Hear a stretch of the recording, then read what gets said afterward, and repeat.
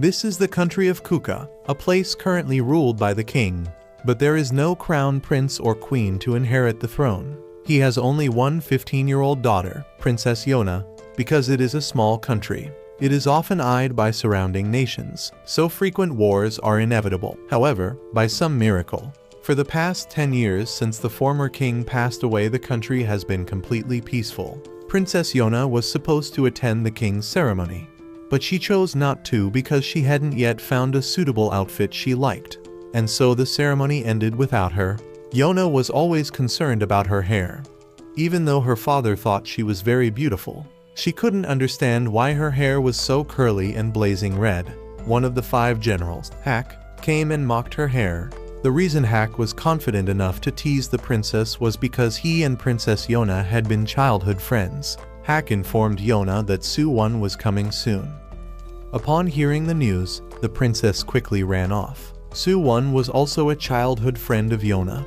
Even though he was 3 years older than her, she later met Su-won after many years, and he planned to stay for a week to celebrate Yona's birthday. Su-won then ran off to greet the king, while Yona remained a bit sulky because Su-won still treated her like a child. In the past, Yona often felt sad about the death of her mother, so Su-won had decided to take on the role of a mother figure for Yona, which is why she always considered Su-won an important person in her heart. The next day, Yona ran off to find Su-won and heard that he was having an archery match with Hak.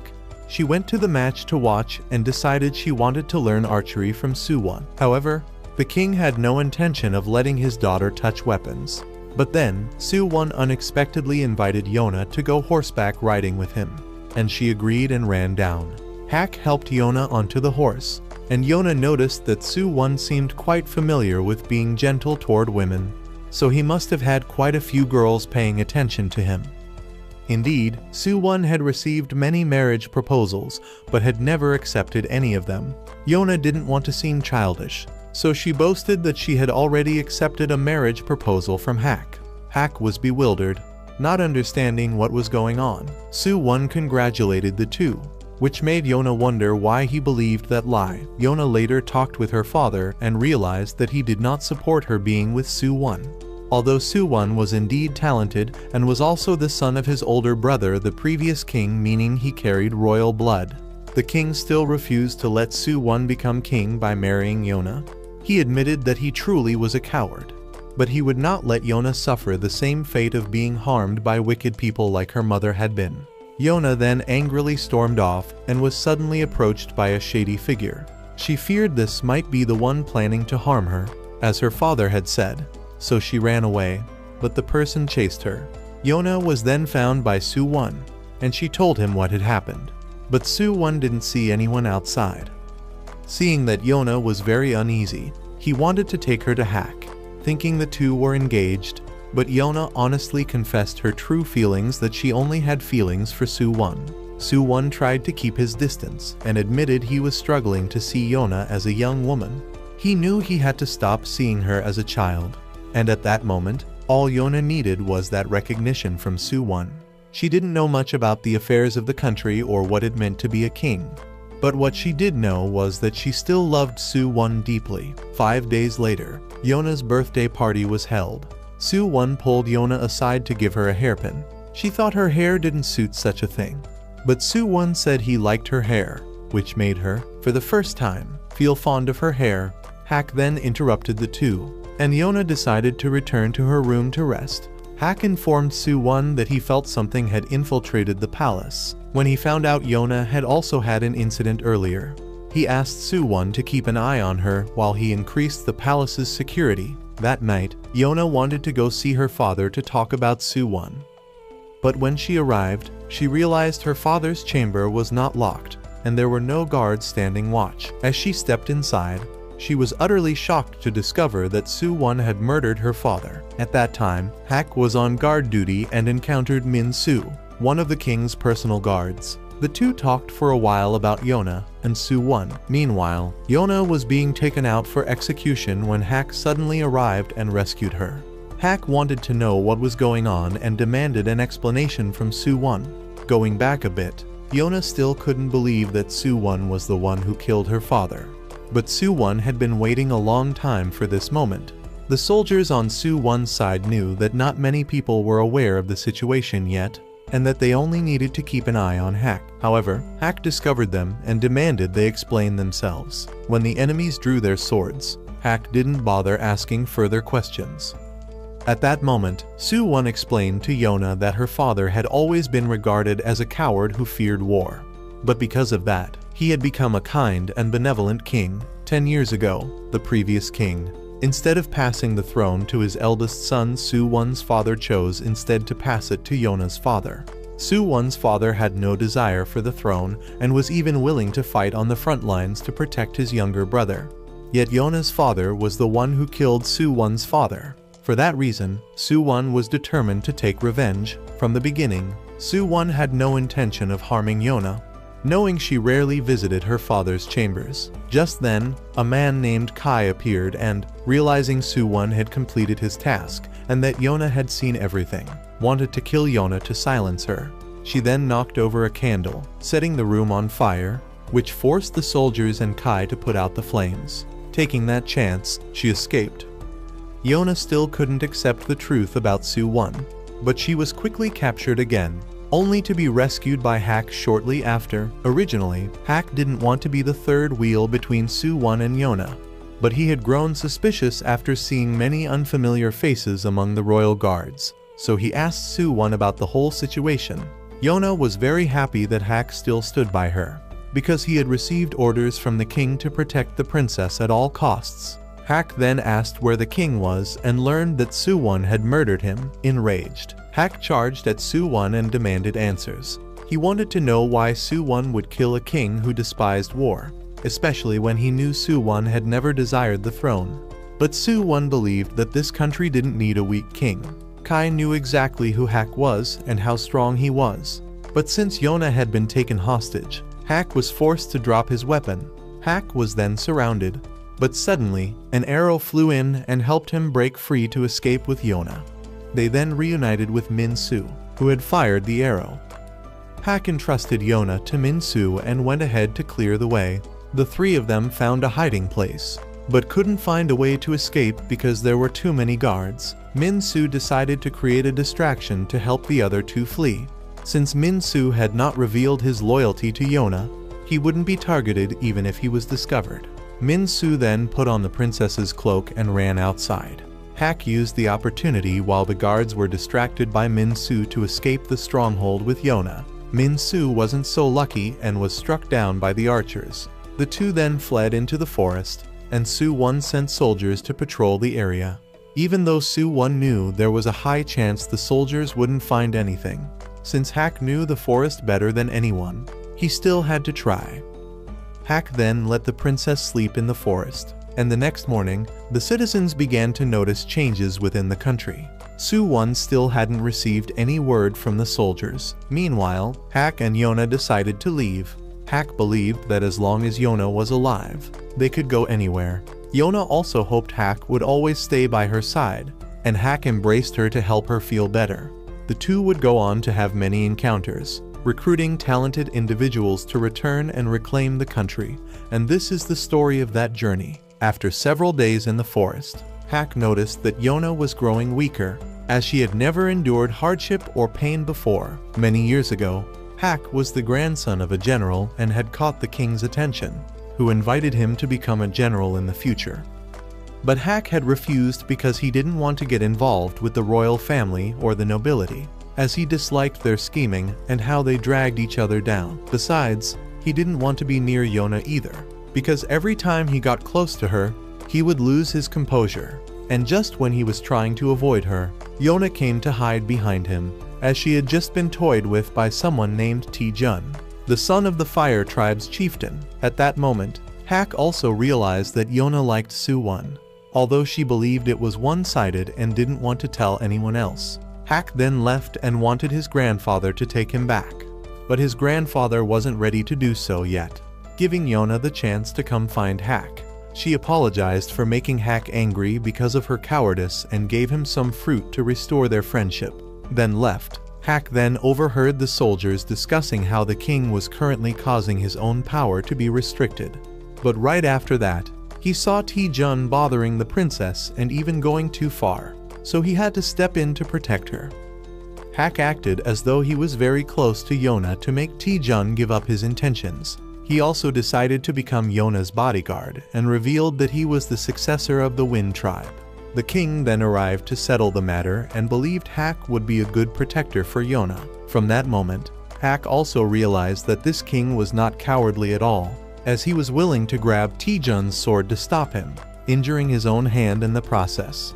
Hak then remembered the time when the queen had just passed away. Both the king and Yona were devastated at that time.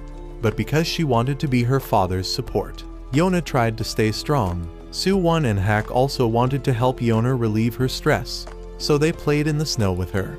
And because of throwing too many snowballs, Yona ended up getting sick. She really wanted her father to visit her, but the royal physician said he was busy. Not long after, both Hak and Soo-won also got sick, so Hak's grandfather came to visit. Soo-won wanted to become a general like Hak's grandfather, while Hak revealed that he was just an orphan whom his grandfather had taken in and raised. Soo-won's father also came to visit, which made Yona feel even sadder since the king still hadn't come. Some people thought the king was afraid of catching the illness, and that's why he didn't visit even his daughter. But Hak said he respected the king, because even with personal matters, he never placed them above the matters of the country. Yona listened to Hak and didn't blame her father anymore. That night, Yona got hungry again, so Soo-won had someone bring her food, but the porridge brought in was quite bad. And then the king entered and admitted that he had personally made the porridge to make up for not coming earlier. Yona then tried to finish the whole bowl, because it was something her father had made with his own hands. Yona had once wished that Hak and Soo-won would always stay by her side, but now, when she woke up, only a cruel reality was facing her. The sky that the three of them used to look at together was no longer there.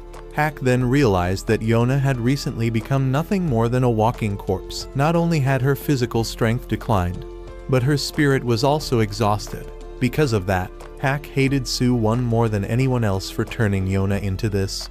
He then saw the hairpin that Soo-won had given Yona and decided to keep it.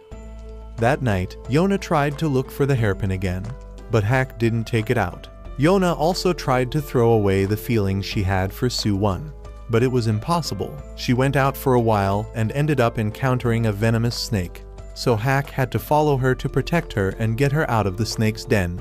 He returned the hairpin because it seemed to be the one thing that gave Yona strength at that moment. The two of them then continued to stay in the forest. Yona noticed that Hak had been bitten by the snake, but he said such a small bite wouldn't bring him down.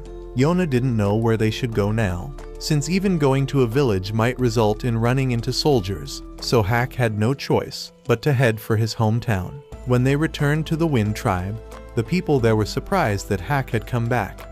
They didn't know about Yona and assumed she was the girl Hak had brought home as his lover. He asked everyone to prepare food for Yona and inquired about his grandfather's whereabouts. They told him the palace had issued a summons for the 5 former generals to gather for a meeting. So Hak realized that no one there knew yet about what had happened at the palace. At that time, the 5 generals had gathered, and the chieftain of the Fire tribe questioned Hak's grandfather, as rumors were spreading throughout the nation that Hak had killed the king and abducted the princess. At this moment, Soo-won stepped forward and still did not place any blame on Hak. However, regarding the king's assassination, Soo-won did not admit to it. Soo-won believed that currently, all 5 tribes needed to form an alliance to prevent outside enemies from attacking. The other tribe leaders all agreed to let Soo-won become the next king to rule the country. But Hak's grandfather gave no opinion, because he believed he was no longer a general Hak was. So if they wanted an opinion, they should summon Hak and ask him instead. Kai warned that if the old man didn't give his opinion, he might be charged with treason. In the past, he had treated Soo-won like his own grandchild, so now he would give no comment. But Soo-won announced that in 3 days, he would hold the coronation ceremony and would wait for him to attend. That afternoon, it was revealed that the Fire tribe's chief had also secretly supported Soo-won in taking the throne. Both of them knew Hak would not act rashly at this point in order to avoid affecting Yona. And the Fire tribe had also begun preparing their military forces to suppress the Wind tribe under Hak. At this time, Yona had regained consciousness and met a boy named Jan, who was like a younger brother to Hak. Jan asked Yona what her relationship with Hak was, and she said she saw Hak as a friend. The other boys then joked that Hak had been rejected since Yona didn't see him as her romantic partner. Hak then informed Yona of the identity he had created for her at the moment. After finishing their meal, Yona went for a walk outside and was greeted by an older woman. The woman had heard from Hak that Yona was a palace maid who couldn't do her job properly and had been dismissed. The woman promised to teach Yona how to work and assigned her to do laundry. Hak later came to help, and both of them discovered that the village stream had dried up. Hak sent people upstream to investigate, and then his grandfather also returned. He was very happy to see Yona again. A man named Heen, who had gone upstream to investigate, suddenly returned with a few wounds. Heen reported that the fire tribe had blocked the water upstream, preventing it from flowing down to the village. Hak's grandfather forbade the villagers from taking any action, as he knew the fire tribe was putting pressure on him because he hadn't yet agreed to let Su-won take the throne. Hak's grandfather had already made up his mind that he would not let Su-won ascend the throne, because if Hak were to appear again, he would surely be accused of killing the king. During this time, Taejun appeared once more and seemed quite bitter, believing that if Hak hadn't interfered in the past, he might have had a chance with Yona and become king. Yona was deep in thought when Jan came to call her for dinner, but suddenly collapsed. Hak and his grandfather then told Yona that Jan had been physically weak since childhood and often needed medicine.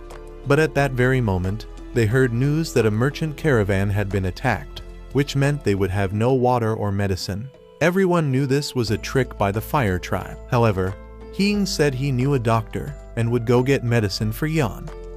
Hak allowed Heen to depart and ordered everyone not to provoke the fire tribe at this time, since their military strength was weaker, and the fire tribe now had the backing of the royal family, meaning they would be at a disadvantage. Hak then met Yona in private, and she asked herself what she could do at this point. Hak wanted her to continue living peacefully here, and he then went to meet his grandfather to discuss matters. Hak decided that his grandfather should go ahead and approve Su-won's coronation and reclaim his general's title, while Hak would leave the tribe so that the Wind tribe would no longer be targeted. Although he knew that doing so would officially label him as a traitor, he was willing to accept that. He also wanted his grandfather to let Yona stay here and live the most peaceful, ordinary life possible, but his grandfather refused to let his grandson live such a life. So Hak invoked the authority of the tribe leader to give the order. That night, Hak stopped by the weapon shop to pick up a few items and say goodbye to some familiar faces. Meanwhile, Heen returned with the medicine and managed to save Jan. Yona later met with the older woman again and visited the merchant caravan that had been attacked. She realized that she was dragging the kind people here into trouble, so she came to her own decision to leave this place. The next day, Yona went to look for Hak and found that he had already stopped by to say farewell to Jan. Jan burst into tears, and Yona rushed over to ask what was going on. She thanked Jan for everything in the past few days, and Jan realized that Yona was going to leave as well. Jan had just promised Hak that he would protect Yona, yet now Yona had already left. At that moment, Hak met his subordinates again at the village gate and said his goodbyes before departing. He also asked them to take care of Yona in his place. But Yona had come looking for Hak and decided that she would go with him. However, Hak refused and advised her to stay here and live a peaceful life from now on. But she chose to follow Hak. Hak told her that he was no longer her general, so if she wanted him to protect her, there would have to be compensation. Since she had nothing to offer him in return, he used that as a reason to pressure her into staying with the Wind tribe. Hak's grandfather then raised his bow. Seeing that Hak once again appeared to be disrespectful to Yona, in the end, Hak's grandfather had to accept that Yona would go with Hak.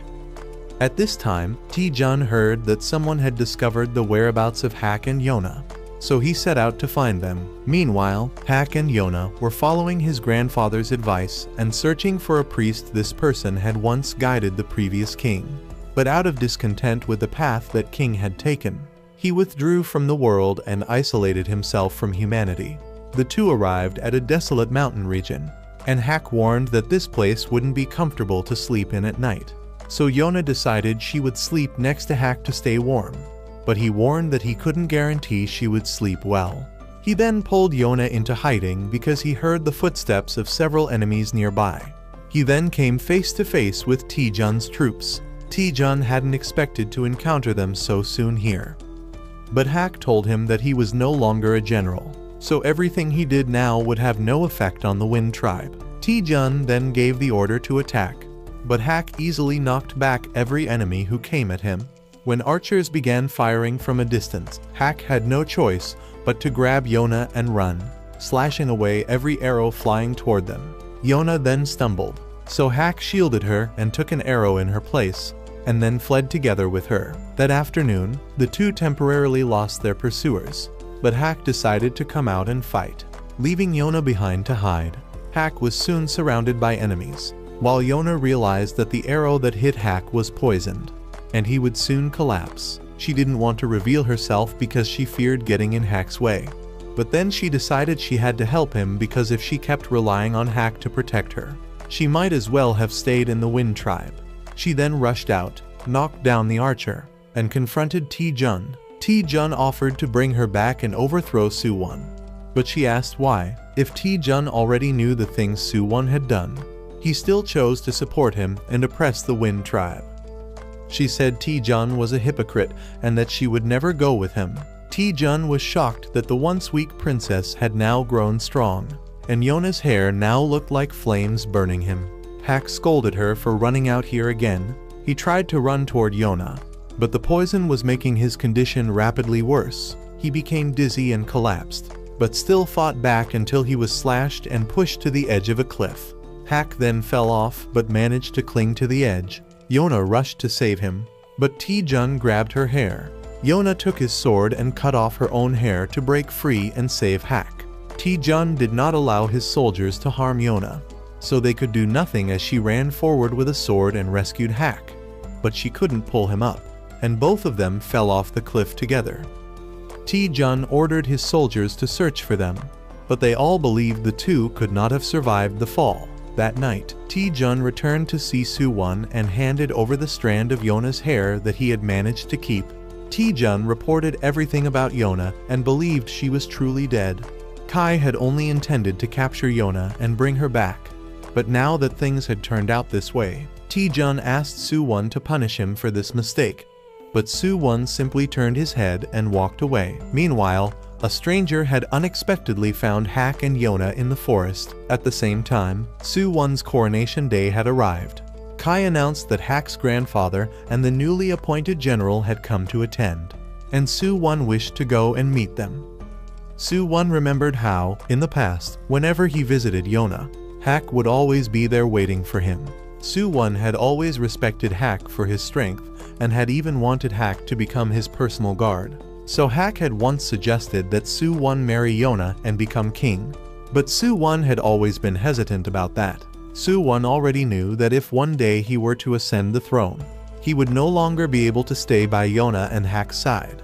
But he believed that by casting those things away, he had become who he was now. During his coronation, Suwon looked back at the different tribes the fire tribe still served, but they always had their eyes on the throne. The Earth tribe only served those in power. The Water tribe were opportunists waiting for their chance, and the Wind tribe had many elite warriors personally trained by Hak's grandfather, so he couldn't predict when they might rebel again. But Suwon had to unify all the tribes in order to fight against foreign enemies. Hak's grandfather asked Suwon how much he had sacrificed to obtain the throne, but Suwon said he would revive the kingdom and return it to its former glory. He didn't need gods, he needed the power of the people of this land, and if anyone stood in his way, he would find a way to subdue them. Hak's grandfather couldn't tell when Suwon had changed this much. As for Yona, she had now regained consciousness and met Yun, the one who had saved her and Hak.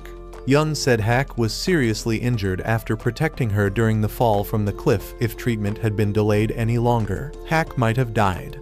Yona then met another person, Iksu, who seemed a bit strange, and she wasn't sure if she should reveal her identity to them. But Iksu already knew who she was, and from Yun's words, Yona realized that Iksu was the priest living in seclusion whom Hak's grandfather had mentioned. Iksu said his role was to convey the words of the gods to the people. But Yun believed that it was precisely because of those vague divine words that Iksu had been expelled from the capital. Yona wanted to know more about this, which made Yun realize that despite having lived in the palace, she knew nothing. Yona then noticed Hak beginning to stir. But Yun came to check and said Hak was running a fever and they didn't have proper medicine to treat it, so it would take time for him to recover. Yun said he wasn't a pharmacist, so Yona shouldn't place too much hope in him, especially since she had never thanked anyone, not even Hak, who had risked his life to protect her. This was also the reason why Yun disliked royalty and nobles. But Iksu told Yona not to worry, because the god of death hadn't arrived yet. Later, the two went out for a walk, and Yona asked why Iksu had come to live here. Iksu said he was just going with the flow of life and believed everything had its own purpose. That night, Yona went to thank Yun for saving her life and also wanted to learn more about their story. Yun said he was just someone who looked after that clumsy priest. In the past, being a priest was a position even the king couldn't surpass. They were considered messengers of the gods, with the power to intervene in the country's governance, sometimes even igniting wars, and even had the right to depose the king if they angered the gods. But because of that, priests were like thorns in the eyes of the royal family. It was Su-won's father who expelled Iksu from the palace out of fear that Iksu would disrupt the previous king's reign. As for why Yun brought Iksu to such a remote place, it was because Iksu was too kind. Living in poor villages made Iksu constantly help others, often to the detriment of himself. That's why the two of them ended up living here. That night, Yona suddenly discovered that Hak was missing, so she ran out to look for him. She called out his name in the forest, and he finally returned. He had just gone to retrieve his sword. Yona cried because he didn't call her to go with him. Hak, having received so many injuries for her sake, said if he were to die, he wondered just how much she would cry. Yona didn't want Hak to leave her ever again, and as Hak moved in close, she bumped heads with him. Yona thought he was trying to check her temperature, so she offered her forehead, and he just played along. Realizing Yona still didn't have much experience with matters of love, Hak apologized for making her cut her hair, but she said she had never treasured it and didn't feel any regret. Even so, Hak noticed that she still hadn't thrown away that hairpin. The next day, Hak temporarily came to understand the situation and that they were staying at the priest's house. Yona later went to meet Iksu, and he asked her if she wanted to hear the guidance of the gods. Hak's grandfather had once told her to find Iksu to learn which path she should follow. But after everything that had happened, all she wanted now was to live peacefully with Hak. However, Iksu told her that she was the storm that would stir the entire country. Later, Yun and Hak arrived, and Iksu began to recite the words passed down from the gods that when the 4 dragons gather, the true king will reappear. Hak didn't really believe in such things, but the story still had to be told. It was said that the Crimson Dragon King, a dragon god who had turned into a human, became the first king who founded this nation. But he was later betrayed by humans and overthrown. The 4 dragons then came to save the Crimson Dragon King and wished to annihilate humanity. However, the Crimson Dragon King asked them to spare the humans, so the 4 dragons created 4 warriors to protect the Crimson Dragon King. One had claws that could tear through anything. One had eyes that could see through all things. One had legs that could leap to the heavens, and one had a strong, mighty body. These 4 warriors later founded the 4 tribes and served the king until his death. After that, the 4 warriors left their tribes and disappeared without a trace. Iksu believed that Yona's life was now in danger, so she needed more guards than just Hak. Since Hak couldn't protect her all on his own, she would need more companions. These would be the 4 dragon warriors. They might be legends, but the people who inherited their bloodline were real, so Yona should go and find them. The gods had shown her the way, and now she had to walk that path on her own. Iksu also believed that the fact Yona had survived so many disasters was the miracle of someone bearing a divine destiny. But when Hak carries all the burden, no one says anything. That night, Yona thought about it and considered throwing away the hairpin, but still couldn't bring herself to do it. Later, she met Hak again, and he wondered whether she truly wanted to follow the path Iksu had shown. But Yona had decided to go look for the dragon warriors, and she wanted Hack to teach her how to use a weapon because she didn't want to be a burden to him anymore. He agreed. If that was what she truly wished, Iksu then came with a request for the two of them. He wanted them to take Yun along on their journey. Yun later made Yona a new outfit and even agreed to cut her hair. Yona realized Yun really was a genius, since he seemed to know everything. Yun didn't want to boast, but said he could memorize any book after reading it just once. And the reason he had to study so much was to take care of Iksu. But Yun said he wouldn't do it for free and would charge her a fee. So Yona told him to send the bill to Hack's grandfather. Yun then realized that Hack's grandfather was a legendary hero on par with Su-won's father. But Yona only knew him as an old man who doted on children. Yun said he wanted to read books from around the world. But then Yona went to see Iksu and told him that she couldn't take Yun with her because Yun and Iksu were family, and she couldn't bear to separate them. However, Yun overheard and later went to confront Iksu about it. But Iksu told him that he didn't want to keep holding Yun back in this place. He wanted Yun to go and see the world. Besides, Iksu was confident he could live just fine without Yun. Yun then considered burning the medical book that Iksu had once brought back, but couldn't bring himself to do it. Hack came over to roast some fish, and Yun asked why Hack went so far to protect Yona while neglecting himself.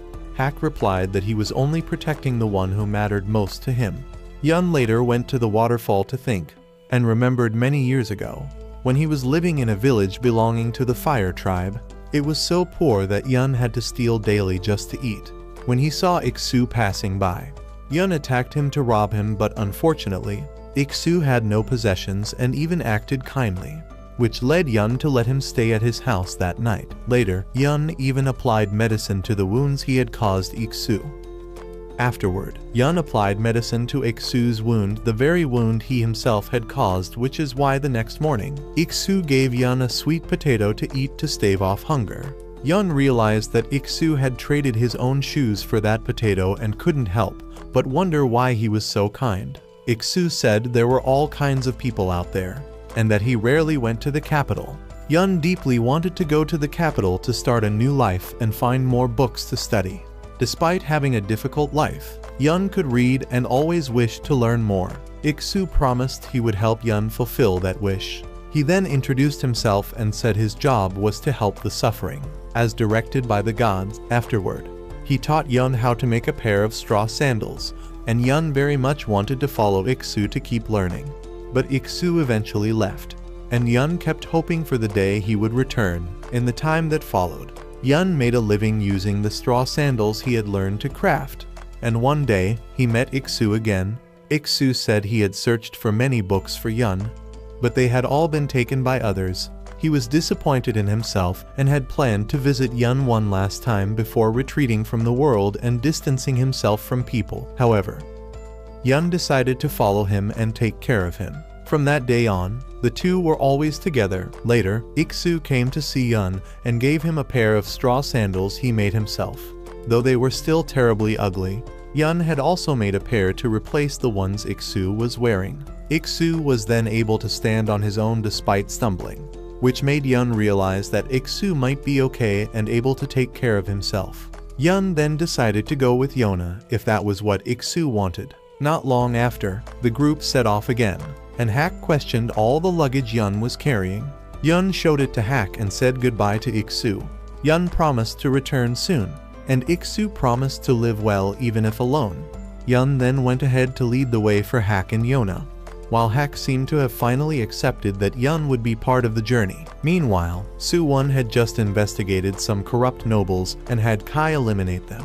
The weakness of Yona's father had caused many greedy people to rise, and Su-won needed to purge them all. He later saw a book about the story of the Crimson Dragon King and recalled some old memories. However, he believed that this country did not need a mythical king to revive it. At that time, Yona's group was still on the road, needing to cross the country to reach the border of the empire, as suggested by Iksu.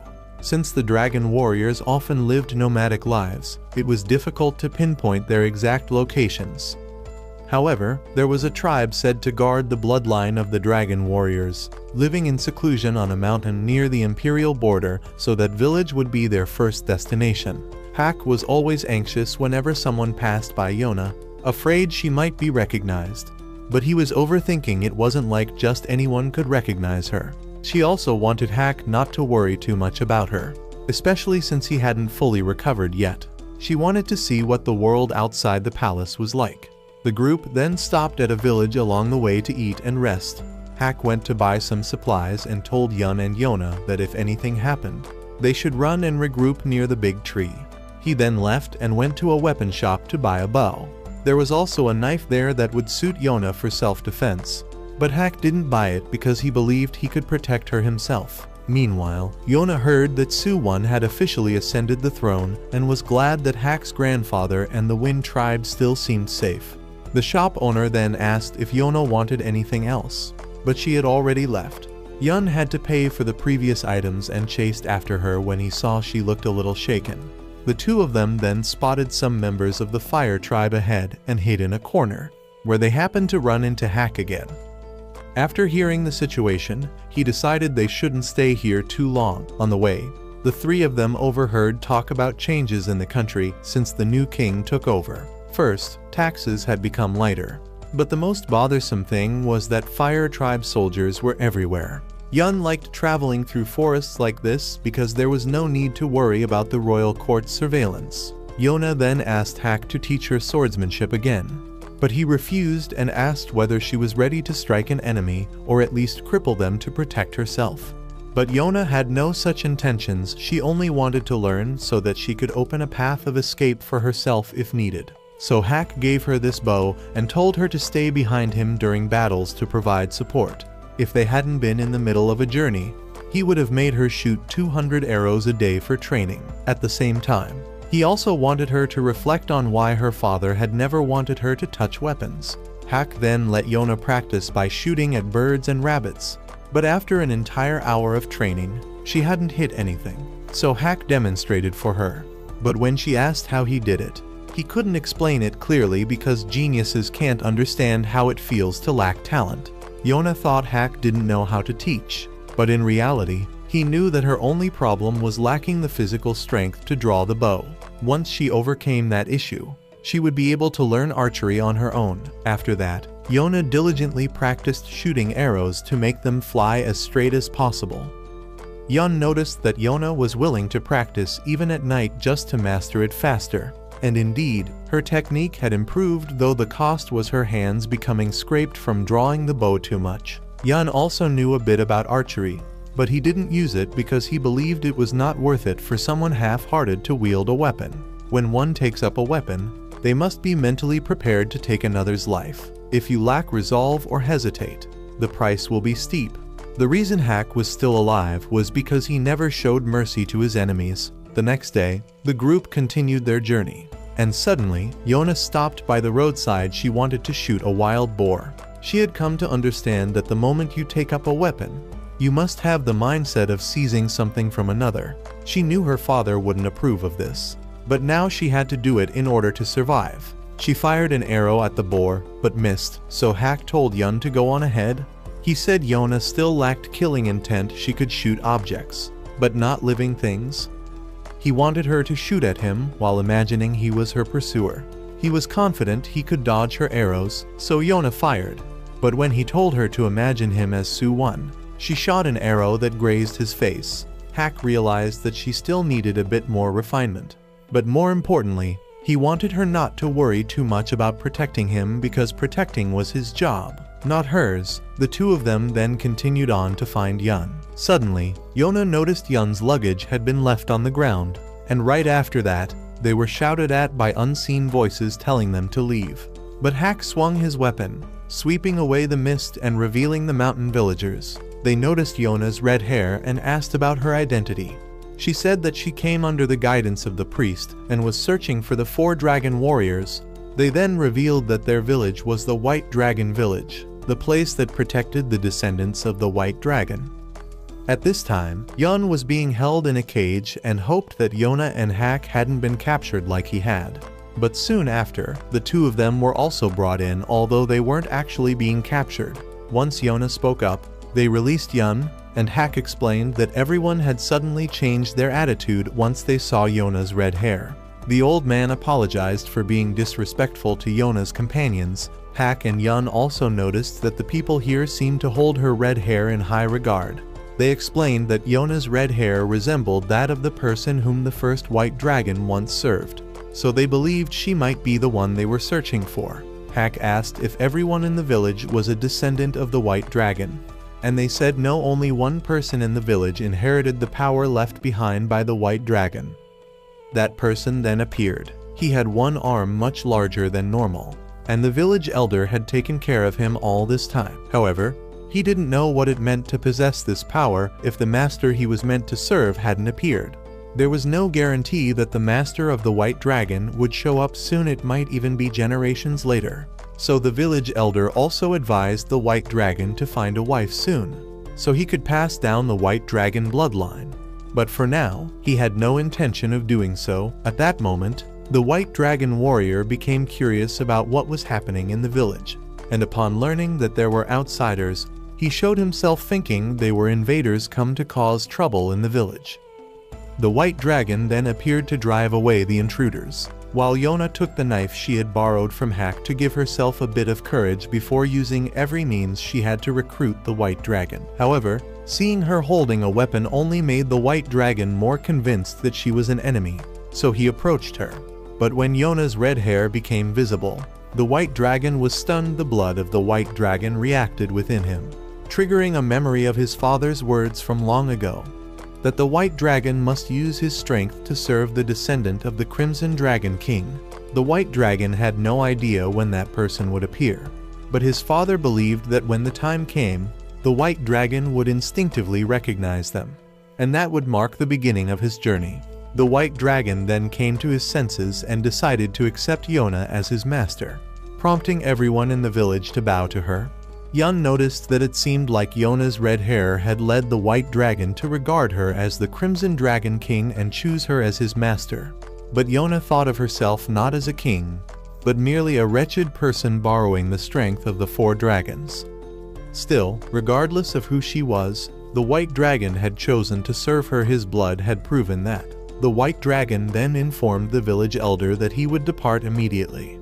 But the elder rushed over and insisted on holding a farewell banquet first. During the banquet, Yun was surprised that the white dragon had agreed to join so easily. Meanwhile, Hak decided to visit the white dragon to ask for a few supplies that might help with their upcoming journey. But instead, the white dragon handed Hak a pouch of money and said that Hak's duty was over, so he could return to his hometown. But Hak retorted that a pampered noble like the white dragon couldn't possibly protect the princess. The two of them then brought this antagonistic energy to their meeting with Yona. Hak claimed the white dragon was useless and that they should go find someone else. Yun asked what happened and learned that the white dragon had given Hak money. Hak hadn't agreed to leave outright, but he was still carrying the pouch with him. The white dragon argued that Hak wasn't one of the dragon warriors, so he wasn't needed. But Yona said she needed Hak and explained how important he was to her. That made the white dragon conclude that Hak must be so weak that they needed the dragon warriors to help protect the princess. But Hak countered that he wasn't so weak as to need help from a white lizard. That night, the banquet was held. The village elder, who had raised 4 generations of white dragons, now finally had the chance to witness the white dragon setting off to fulfill his mission. The next day, the white dragon departed with Yona's group, which surprised the entire village. The elder handed him a pile of supplies for the journey. Though their tribe's mission had now been fulfilled, the elder was saddened that she would no longer get to wake the white dragon each morning. She knew she was getting old, but she vowed to live long enough to see him return. The group then resumed their journey, though they had no clues about the remaining 3 dragon warriors. However, the white dragon revealed that he could sense the others through a kind of connection, even if he had never met them. Yona then asked for the white dragon's real name, and he was surprised that he would ever use the name his parents had given him again. That name was Kaiya. As the journey continued, Hak constantly provoked and mocked Kaiya, so Yona had to step in and stop the two. She asked Hack not to stir up trouble and told Kaya not to pay attention to Hack's behavior. Yun then asked Kaya about the location of the nearest dragon he could sense. Kaya focused and pointed in the direction he felt. He then wanted to go ahead to lead the way but promptly fell into a hole full of centipedes, proving once again that he was just a sheltered noble unused to the outside world. Yun told him to stay at the back of the group from now on. After being pulled out of the hole, both Kaya and Hack suddenly sensed the presence of multiple enemies around them. Yun and Yona hid nearby, and Hack suspected it might be the Fire Tribe, but it turned out they were just bandits, so neither Hack nor Kaya held back. The bandits still believed they could overwhelm them with numbers, but Kaya activated his dragon arm and charged in to attack. Hack was surprised by Kaya's strength, but he didn't want to be seen as incompetent either, so he also showed off his own power. Kaya was about to strike Hack for calling him a snake again. Though they openly disliked each other, the two had to admit that the other's combat abilities were no joke. Yona also wanted to help, so Yun guided her on how to aim and shoot, and she managed to drive off a bandit who was trying to ambush Hack. She hit her target and found Yun's instructions fairly easy to follow, but when Yun tried shooting himself, he failed, proving he was all theory and no real skill in practice. They eventually dealt with all the bandits, but Kaya's arm seemed to have used up too much energy, and Hack also lost consciousness due to his reopened wound. Kaya couldn't believe Hack had been fighting with such an injury. He then carried Hack, as his dragon arm gave him strength 10 times greater than a normal person's, but only the dragon arm was strong. His left arm was still as weak as any other. Kaya also realized that Yona was quite strong herself, as she didn't show any fear in front of the bandits and even wanted to protect Hack. She said that nothing could be scarier than that night she once experienced. Kaya realized that he truly wanted to follow this strong princess. That night, Kaya was surprised that the group only ate wild vegetables. Yona had no right to complain, since Yun's cooking was still better than Hack's. Hack had regained consciousness by then, and Yona wanted to feed him herself, but Kaya volunteered to do it instead. Yun asked Kaya about the location of the next dragon, the Blue Dragon. According to Kaya, the Blue Dragon clan had once lived within the Earth Tribe, but one day they suddenly disappeared. Even though they had vanished, Kaya could still sense the Blue Dragon's location, so he was confident that the Blue Dragon was still alive. Yun managed to roughly pinpoint the Blue Dragon's general location, so they decided to enter some nearby villages the next day to investigate. For now, Kaya was shocked that they would be sleeping in the forest. The next morning, Kaya looked lifeless from the lack of sleep, but Yun wanted everyone to pull themselves together since they might encounter the Fire Tribe, so they had to avoid drawing attention. However, one of them had bright red hair, one was a former general, and another had a dragon arm, so not drawing attention was the real challenge. Yun then came up with another plan. They arrived near the villages so that Kaya could try sensing the Blue Dragon, and if he felt nothing, they would leave immediately instead of wasting time searching. Thanks to Hack's good memory of locations, he pointed out a few areas that were military camps, so the Blue Dragon would likely not be there, helping reduce the number of places they needed to search. Even so, after an entire day of looking, they still hadn't found the Blue Dragon. Kaya kept pointing in the same direction he sensed the Blue Dragon, making the group wonder if the Blue Dragon might have crossed the border. Later, seeing Yona looking tired, Yun gave her a drink to ease her fatigue. That night, Kaya felt completely useless, thinking he hadn't been able to help the princess much at all and had only led them on a wild goose chase, draining their strength. He wished he could help the Blue Dragon sense him and come on his own. But the sound of Yona practicing archery at night woke Kaya up. Hack stopped Kaya and explained that although the princess had them to protect her, she still trained herself so she wouldn't be helpless if something happened. The next morning, Yona asked Kaya if he had slept well, knowing that he wasn't used to sleeping outdoors like this. Kaya gradually realized that he was starting to like Yona, and she saw him as someone irreplaceable. At that point, Yun discovered that the Blue Dragon was likely hiding in a blind spot on the map, a location likely chosen near the border so no one could find them. The group finally reached a hidden village near the border of the empire. Upon arrival, the villagers came out to see their faces.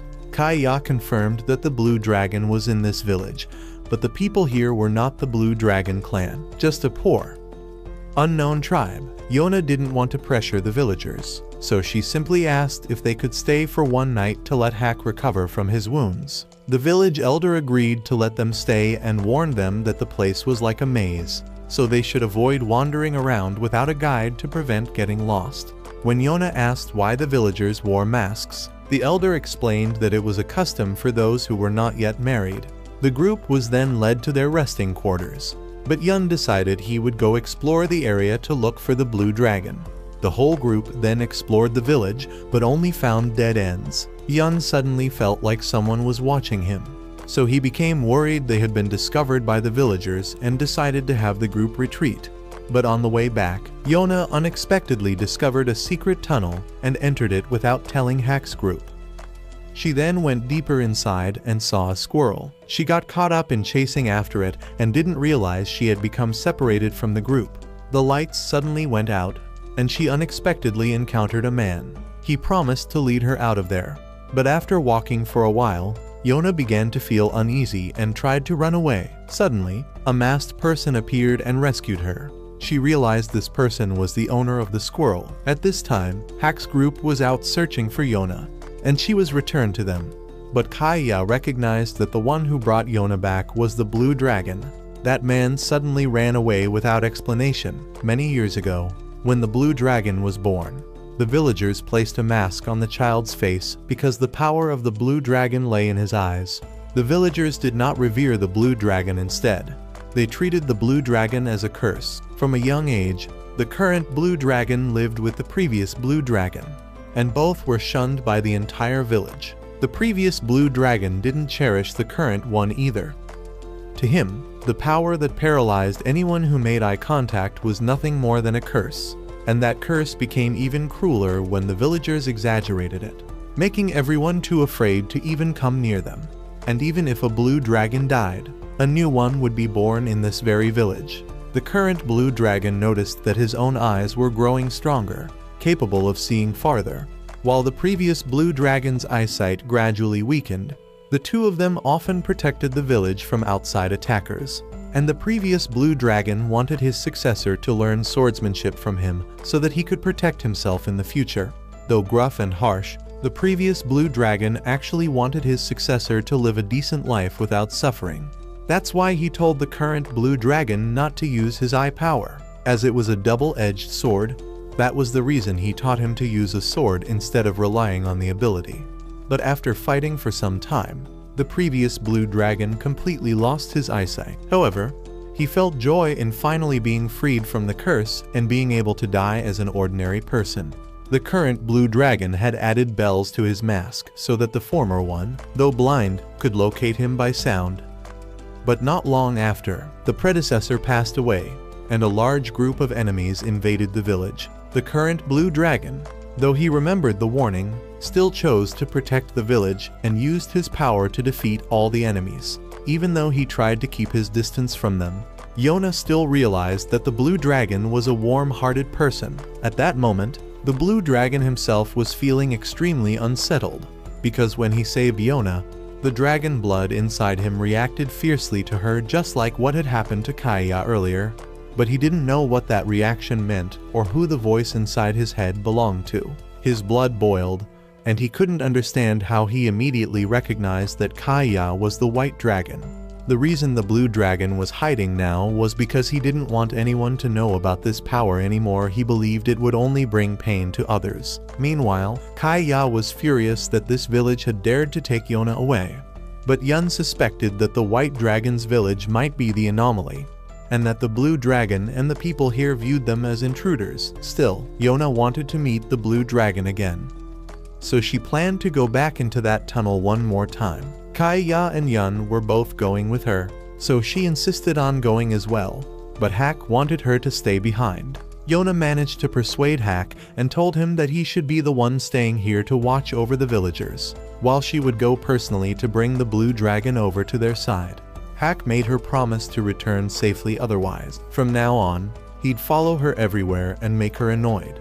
He then asked Kaya to guarantee Yona's safety and stayed behind to keep an eye on the villagers. He noticed that the villagers were still watching them closely, and he remained there to intimidate them so they wouldn't dare do anything harmful. When they reached the secret passage, Kaya sensed someone was tailing them, so he told Yun and Yona to go ahead. He then confronted the villagers and asked what they were planning to do. They said they couldn't allow anyone who entered that path to return, but Kaya declared that he was ready to fight if they intended to harm Yona. Meanwhile, Yun and Yona had already been spotted by the blue dragon. The two of them soon came to meet him, and Yona wanted to know what his name was. But he had no real name and even held a sword to threaten them. However, the blue dragon's squirrel clung affectionately to Yona, and the blue dragon suddenly felt a strong desire to meet her, even though he didn't know who she was. When she asked to borrow his power, he claimed that anyone who desired this power was his enemy. But she only wanted to meet him to invite him to be her friend. Still, the blue dragon believed this power should never be released into the world and drove Yona away. She couldn't force him, so she and Yun had no choice but to leave. Though the blue dragon had long wished for a friend, he had also long forced himself to abandon that desire. Yona accepted having to leave, but still felt bitter about the blue dragon's situation. She later found Kaya blocking the villagers, who wanted to attack Yona because she had learned about the curse. When she asked why they considered the blue dragon a curse, they gave no answer, so Kaya was forced to act.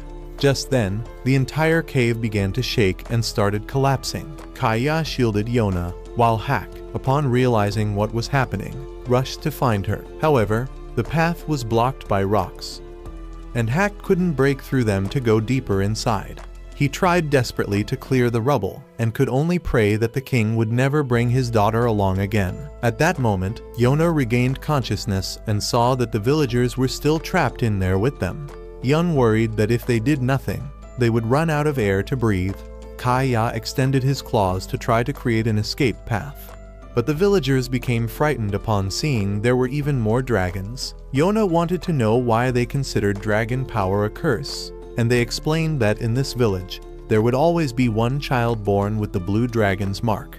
Even if that child died, another would be born bearing it. That fact terrified the villagers, who feared their own child might one day become that curse. The reason they feared the power instead of coveting it was because the blue dragon had shown that even as a child, he could slaughter many soldiers using that power. That was why they isolated the blue dragon within the village to prevent him from taking that power out into the world to wreak destruction.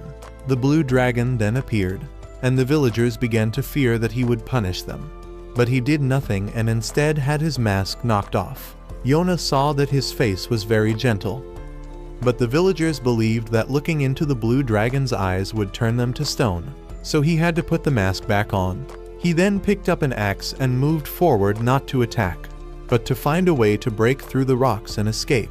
He told Kaya that the side he was working on would connect to the outside faster, so Kaya helped him.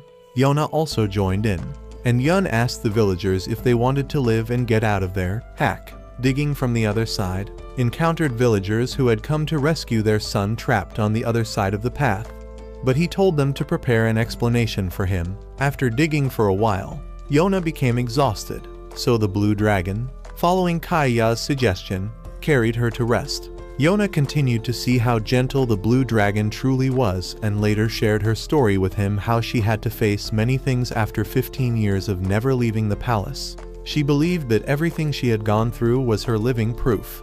She then decided to get back to work, and the blue dragon began to realize that perhaps he could be free if he stayed by Yona's side. They resumed digging, and Hack eventually broke through the wall from the other side. As soon as he saw Yona again, he rushed to hug her and hoped she would never go through anything like that again. When they left the cave, Yona once again invited the blue dragon to come with her, now fully aware that going with her meant gaining the freedom he had always wanted. The blue dragon chose to follow Yona and set off with the group. But suddenly, the bell on his mask fell off, and the blue dragon decided to leave it behind, as if shedding everything that had happened in that village to begin a new life. Even though he had joined Yona's group, the blue dragon still acted rather distant. Kaya could no longer sense the direction of the two remaining dragons and was also exhausted from overusing his power the night before. Yun asked the blue dragon if he could sense like Kaya did, but the blue dragon was unable to. Kaya believed that the blue dragon lacked experience, so he offered to teach him. However, the blue dragon suddenly ran off. In truth, he had only gone to a nearby stream to catch fish for Kaya to help him recover, but he also got cold afterward.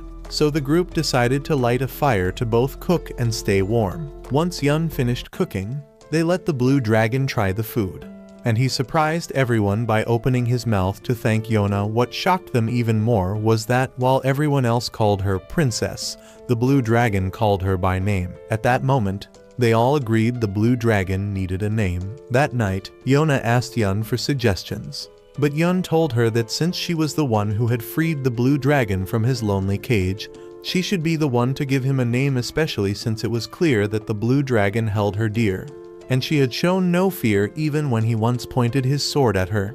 Yun also admitted that he used to look at Yona with disdain, having always hated nobles and royalty.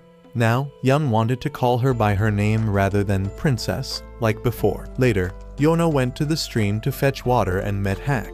She told him to continue calling her princess rather than by name, because she wanted him to be the only one who preserved the memory that she had once been a princess and the daughter of the king. Hack agreed and told her what he was thinking at the time he was digging through the rocks to save her. Yona then asked Hack to help her come up with a name for the blue dragon. He felt that the blue dragon had a strong connection to the night, and when they saw him immersed in moonlight, Yona decided to name him Shin. The blue dragon accepted the name and seemed to like it. Shin then whispered to his predecessor that, after all this time, he had finally been given a name and would treasure it no matter what. The next morning, Yona woke up and asked Kaya how he was feeling. He said he could now sense the location of the green dragon. The group then continued their journey based on the direction Kaya had identified, since their destination was quite close to the capital. Shin's long-range vision proved useful. Thanks to his ability to observe the road ahead, they could safely choose their path without fear of being discovered by enemies.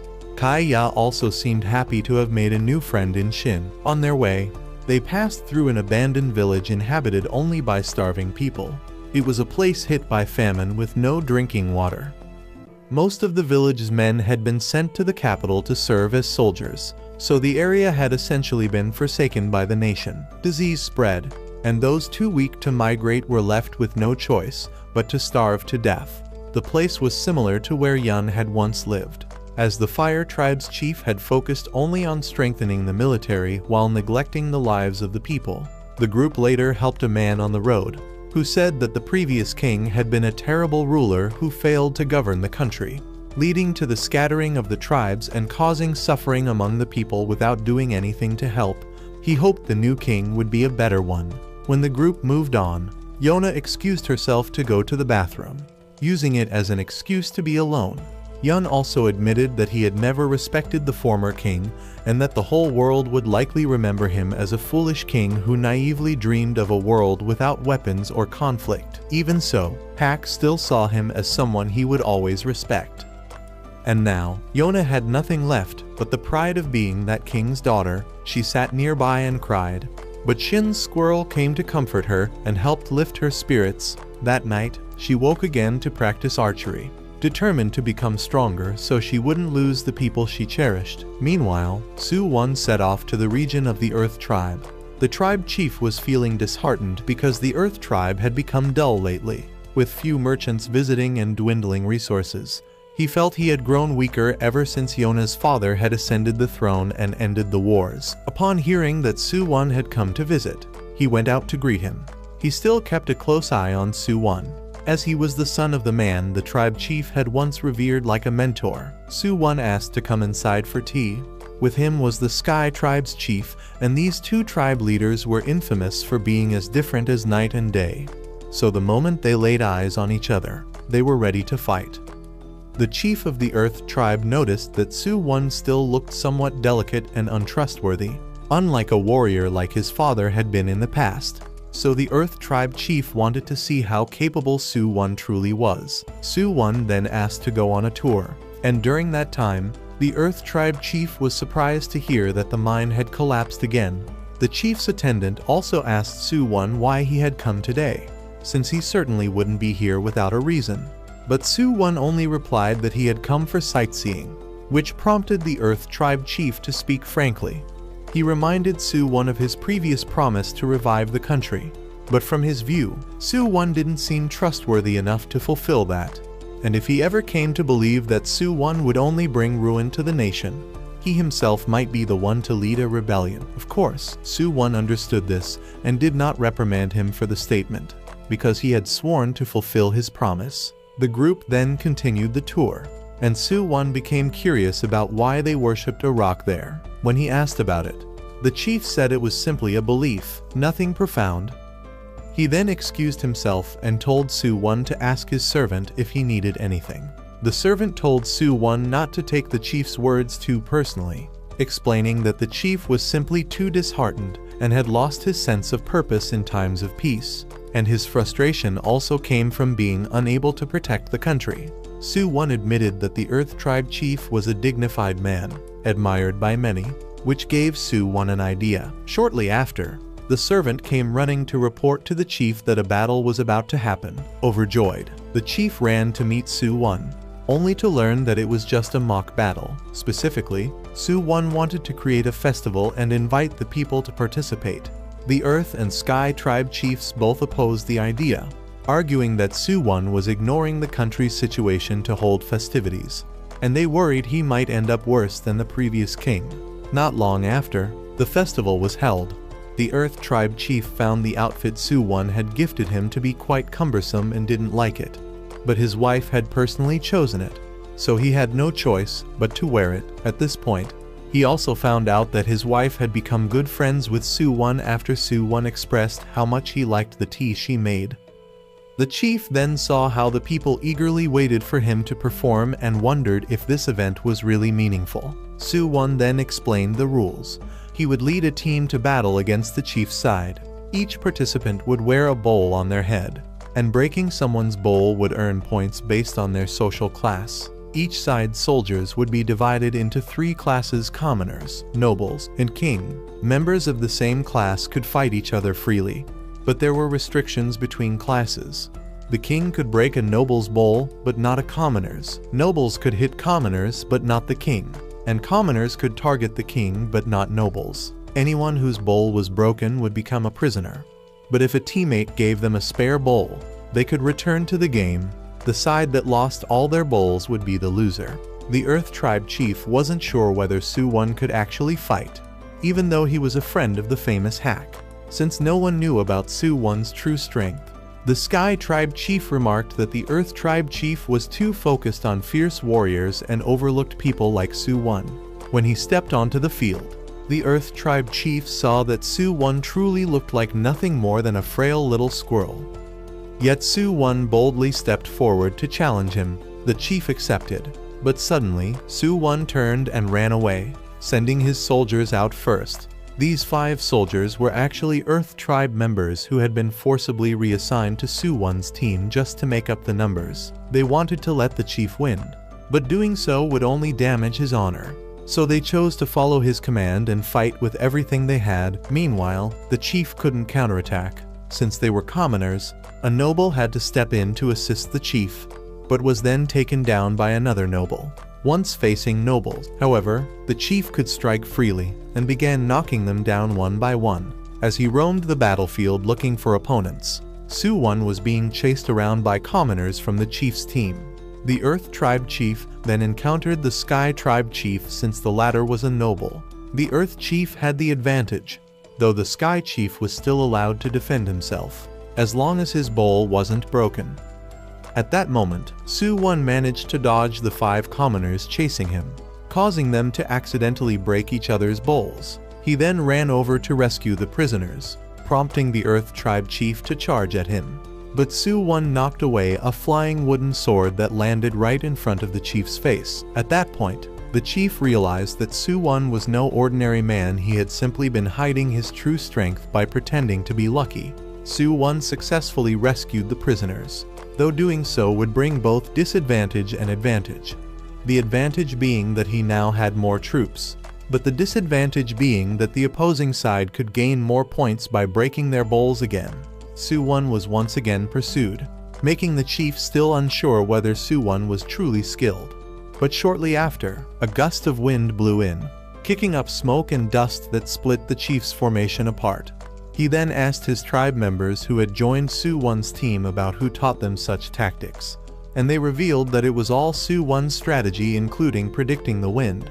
The chief finally realized he had misjudged Su-won, understanding now that Su-won was intentionally leading his forces into defeat, while also choosing the most obedient people from his tribe as his soldiers. The Earth tribe's forces were eventually defeated, leaving only the chief surrounded. He saw that the squirrel he had perceived earlier now looked like a hawk eyeing its prey. Su-won then offered him a chance to revive his troops and continue the battle to preserve his honor. But the chief refused, saying that if this were a real battlefield, no soldiers would be revived, and even if he stood alone against 1,000 enemies, he would still fight. He then battled with Su-won, but as Su-won fought fiercely, he tripped, giving the chief the chance to break the bowl on his head, which allowed the chief a chance to turn the tide of the match on his own. A few days later, the chief still didn't know why Su-won had come, until his wife suddenly informed him that the tea she made had been purchased by merchants and introduced to major countries, meaning the amount of tea in their fields would no longer be enough to supply demand. However, Su-won suggested that the more rare something was, the more valuable it became, so she should preserve it as a regional specialty. An old man at the mine also reported that the mine now needed to be expanded, but there weren't enough workers for extraction. The stones they had once considered worthless had, in the hands of craftsmen, been turned into the very jewelry the chief had worn during the festival. Seeing that the issues in the region had been resolved, Su-won decided to leave. By the time the chief realized everything Su-won had done, Su-won was already gone. Su-won's goal was to recruit the Earth tribe because their morale was strong, and if war broke out, their military strength would be crucial. The chief now felt he had truly not misjudged Su-won and decided to place his hopes in him, even seeing Su-won as someone with more potential than his father. Meanwhile, Yona's group had reached the port city, which Yun believed was where the Ryuu dragon was hiding. Hak had been there before, while Kaiya was exhausted, and the group as a whole had drawn too much attention, so Hak decided to go investigate the city alone. When Yona offered to come along, Hak stopped her because he noticed she hadn't been sleeping well recently and wanted her to stay and rest. He handed his weapons to Yun for safekeeping and entered the city alone. Once there, Hak found the place more lifeless than before. A few soldiers, origin unknown, were bullying the townspeople, and feeling indignant, Hak and a green-haired young man appeared to intervene. The two then helped the girl flee and fought back against the soldiers before finally losing them. The green-haired man suddenly handed the girl over to Hak and quickly left, seemingly for something urgent. He then returned to a ship at the port and reunited with the captain. She knew he had once again picked a fight with soldiers, but he had also sensed the presence of the white dragon and blue dragon nearby.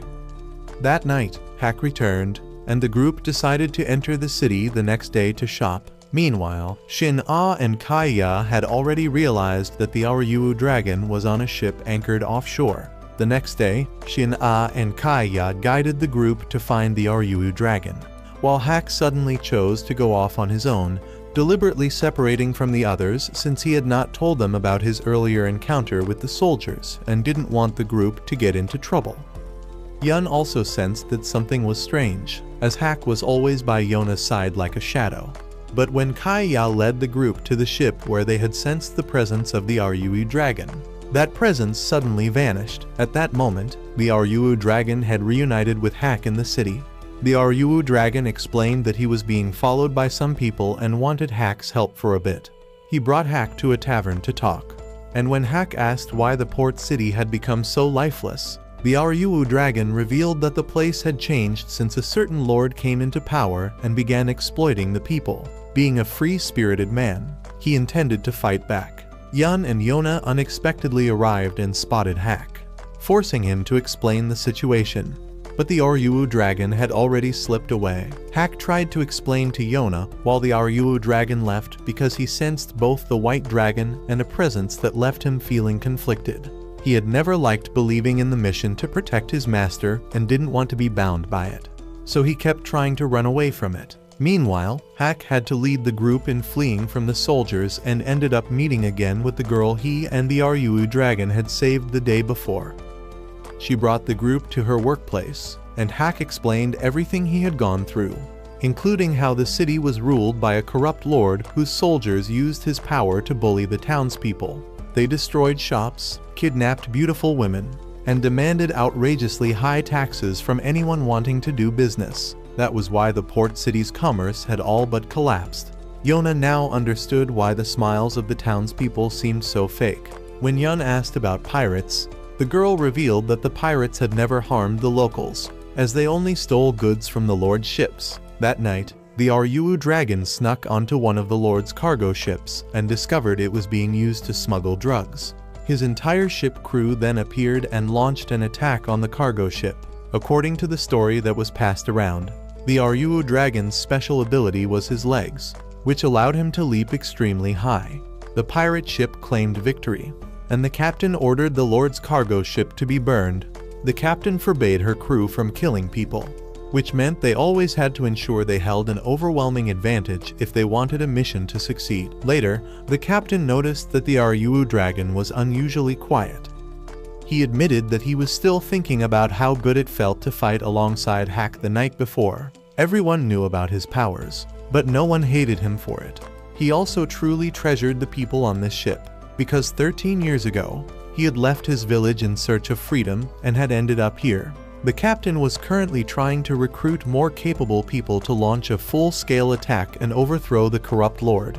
She needed as much strength as possible because she didn't want the people she considered her children to die. Since she knew the Ryuu dragon had met Hack, she wanted him to bring Hack back. The Ryuu dragon knew he would have to find a way to persuade Hack.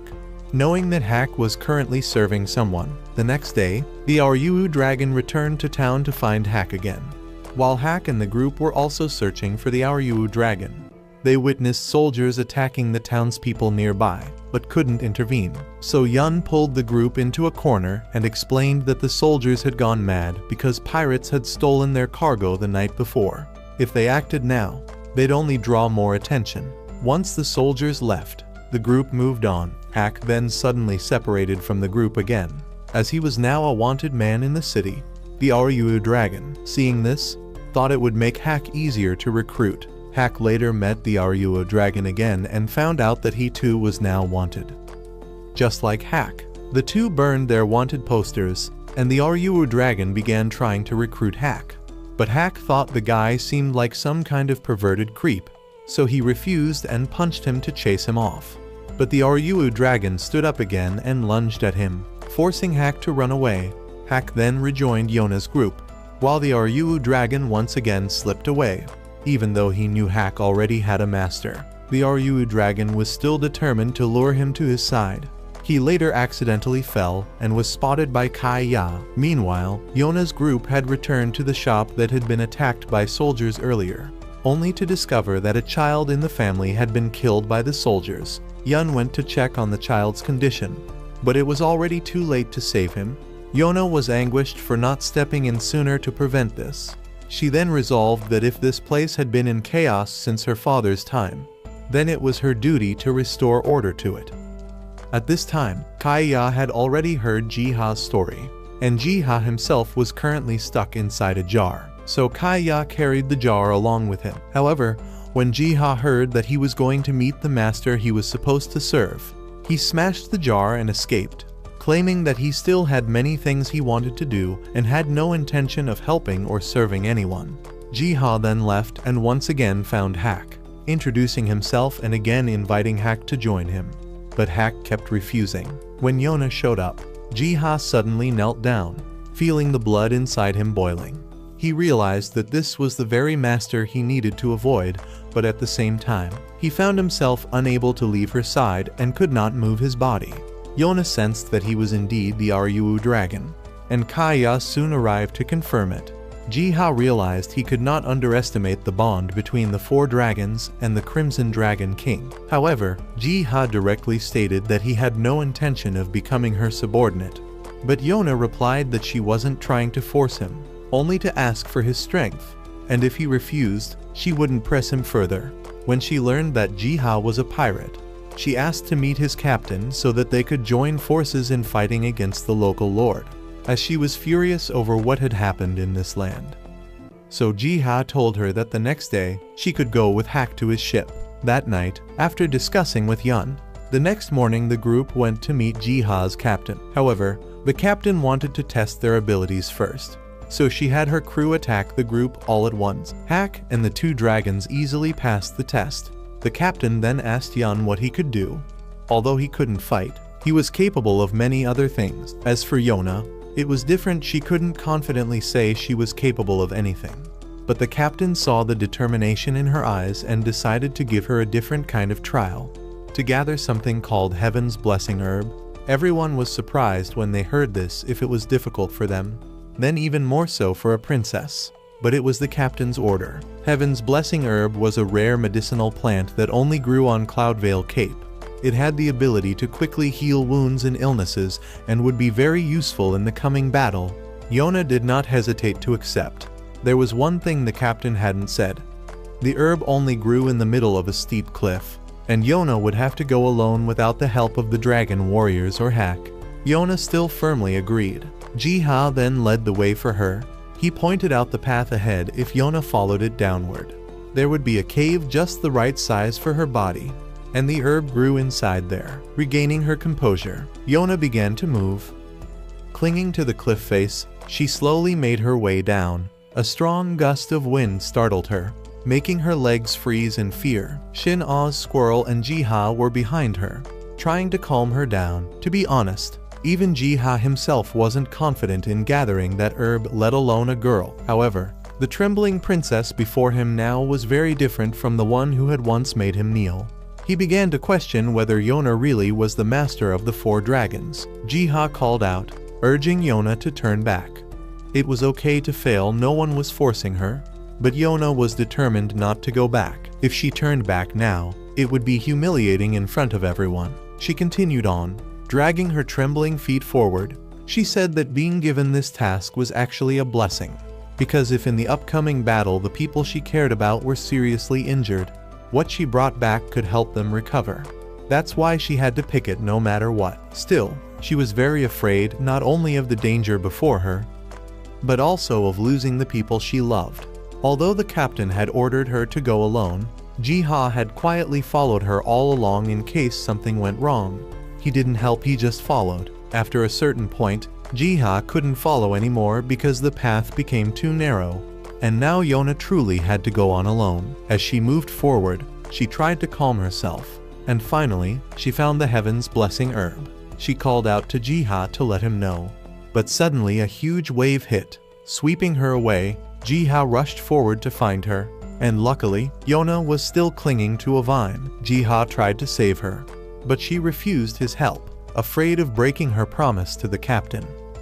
Another wave came crashing in, so Jiha had no choice but to save Yona after all. Only the 2 of them knew, so it wouldn't matter. And besides, Jiha's principle was that if a young woman was in danger, he must help her. Hak and the others, worried about Yona, had come to the cliff to look for her. Seeing the height, Kaya became extremely anxious. They wanted to go down and save her, but the captain stopped them, saying that the princess was using the Heaven's Blessing Herb to earn her trust, and if they went down to rescue her now, wouldn't that be trampling on her determination? However, Shin A had already spotted Yona returning from afar.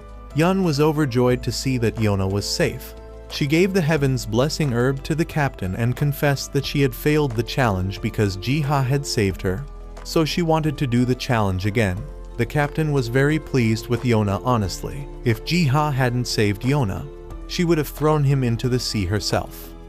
The captain passed Yona on the trial. Hak was relieved that she was safe. Jiha asked Hak if taking care of Yona was so exhausting that he always looked like that. Hak said yes, And Jiha added that he himself had aged another year following and caring for Yona. However, Jiha often troubled himself over women, but Yona might be a special case, pure and stubborn, yet somehow someone had already thrown everything away just to protect her. Jiha asked Hak how far things had gone between him and Yona, but Hak simply replied that he was just protecting someone important. Jiha observed that even though the two were close, there was still distance between them. It felt like Hak didn't want to hold on to Yona. That evening, Hak thought about what Jiha had said. He saw Yona as a younger sister, protecting the land where Su-won and the princess once ruled.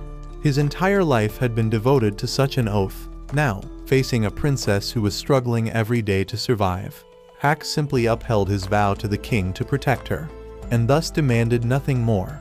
Hak then came to check on Yona's injured hands from harvesting the herb. He treated the thorn wounds with honey. As he applied the honey, Hak thought again of Jiha's words. He had crushed the desires inside himself so as not to go too far. Lost in thought, he spilled the honey. Without thinking much, he licked Yona's hand. The princess was startled and ran off. It seemed that deep inside, that desire still remained. That night, Yona spoke with the captain. She would disband the pirate crew after the battle was over, as she didn't want to lose loved ones and wished to live peacefully. She also asked Yona to take Jiha with her once everything was done. At that moment, Shin-ah noticed that many ships were gathering at the harbor, 7 in total, all armed. The captain gathered everyone to discuss a plan. She guessed the enemy had assembled such a force because of a major deal. The client this time was the Kai Empire, and the goods they were trafficking were people, mostly women and children. Not only that, but this time they also intended to wipe out the pirate crew completely. The captain marked a location for their surprise attack. The problem was when to strike, and which ship held the women and children. Surely the enemy would use them as hostages. The captain needed more information to come up with the most precise plan. They needed to destroy the scum who had harmed so many people once and for all. The next day, everyone rushed to prepare. Yona still hadn't been able to help much. She went around asking others, but everyone was busy with their tasks. Seeing that, the green dragon suggested she go explore the city. He carried her and soared into the sky. While flying, Jiha spotted the local lord. Whenever people saw his carriage, they would hide in their homes. From above, Yona saw a girl in disguise. When she approached to ask, she learned that the girl was hiding from the lord. A few days earlier, she had heard rumors of an easy job with high pay, so she and her friend had gone into a certain shop. Her friend, who was more attractive, was invited into a private room. After waiting for a while, the girl became worried and scared. When she peeked inside, her friend had already been taken away and never returned. Later, she found out that the shop belonged to the lord. Terrified that the guards might come after her, she had disguised herself. Jiha reassured the girl that her friend had only been kidnapped, so there was no need to worry. Returning with the information he had gathered, since he had discovered the place where people were being gathered for trafficking, Jiha investigated the shop the girl mentioned. According to one of the workers there, the shop would only be recruiting people until the afternoon of the day after tomorrow, which seemed to be their opportunity to strike. If there were quality merchandise, the lord would wait until the last minute. In short, the deal would take place on that day. Now, they needed to find a way to rescue the victims. Yona volunteered for the task. She would infiltrate the ship and send a signal to everyone. Hak and the others disagreed with her plan, saying that if she were discovered, she would be killed. However, she didn't have the time to search every ship, and their priority was to save people, not to defeat the lord. Yona persuaded everyone, and the captain agreed to let her carry out the plan. But to increase the chance of success, the captain insisted on sending one more person with her for support. Hak and Kaya both volunteered, but the traffickers only recruited attractive young women. Hak, Kaya, and even Jiha volunteered again, which gave the captain a headache. So she looked to Yun. Given his sharp instincts and knowledge of explosives, he was a perfect fit, and in this matter, Yun was confident that his appearance in disguise as a woman was attractive enough. With the plan finalized, they would carry it out the next day. That evening, Yona sat down for a talk with the captain, who reminded her to be careful once she boarded that ship. She would be considered the captain's daughter, and she would not allow anyone to lose their life. Yona hadn't had memories of her own mother for a long time. But while speaking with the captain, the woman gave her a feeling she could only describe as maternal. While walking around, Yona ran into Hack. As she walked past him, he held her back. He still couldn't accept that the princess was heading into danger. He just wanted to tie her up and keep her from going anywhere. Yona used to believe that the land ruled by her father was a peaceful and prosperous place. But throughout this journey, she had seen many regions still suffering under his rule. Yona didn't know whether her father's way of ruling had been right or not. But the events happening here also carried part of her responsibility. That's why she had to fight, so she asked to be allowed to go. Hack could only watch as Yona gradually faded into the darkness. Seeing the determined look on her face surprised him, and made him want to see the princess achieve success.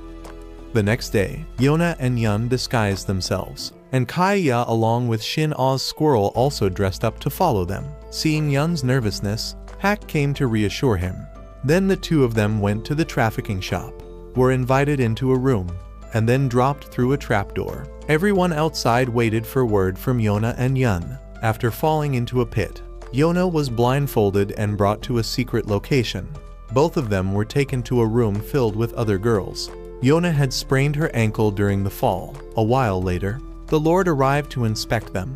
He approached Yona, noticing she stood out from the others, and planned to keep her for himself. Yun stepped forward to ask for her instead, but the Lord glanced at him and kicked him.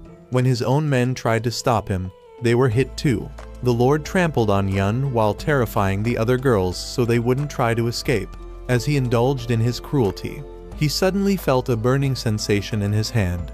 It was from Yona's fiery gaze. Looking closely, he realized he had seen her before. Fortunately, he didn't recognize her, since he had heard that she had been killed during Su-won's coup. Still, he said he would remember those eyes, then left. Yun swore to repay this debt. Some of the girls tried to escape, but one girl who had been there for 2 weeks stopped them, saying it was impossible. Her words only added to the others' despair, but Yona was different. In this dark place, she shone brightly, rekindling the will to live in everyone. That night was the night of the trade. Yona and Yun were blindfolded and taken away. Meanwhile, Hack was deeply worried, though at least he was better off than the white lizard. In truth, he too was very worried about Yona and Yun. Though they didn't show it, Ji-ha tried to act fine, but the others ganged up on him. Then Shin Ah spotted several ships beginning to move. The captain rallied everyone to prepare for departure. On Yona's side, Yun had summoned Shin Ah's squirrel to help untie him. Once free, he and Yona waited for the guard to come down and then took him out. Yona said she would rescue everyone, but in truth, she was more afraid than ever. Regaining her composure, Yona explained her plan to the girls again.